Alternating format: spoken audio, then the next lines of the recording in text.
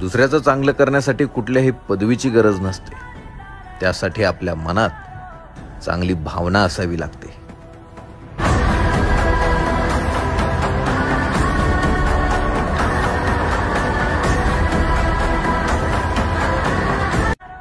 दुसऱ्याचं चांगलं करण्यासाठी कुठल्याही पदवीची गरज नसते.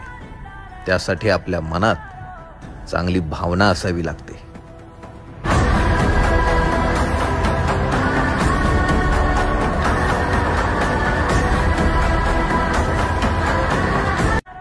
दुसऱ्याचं चांगलं करण्यासाठी कुठल्याही पदवीची गरज नसते. त्यासाठी आपल्या मनात चांगली भावना असावी लागते.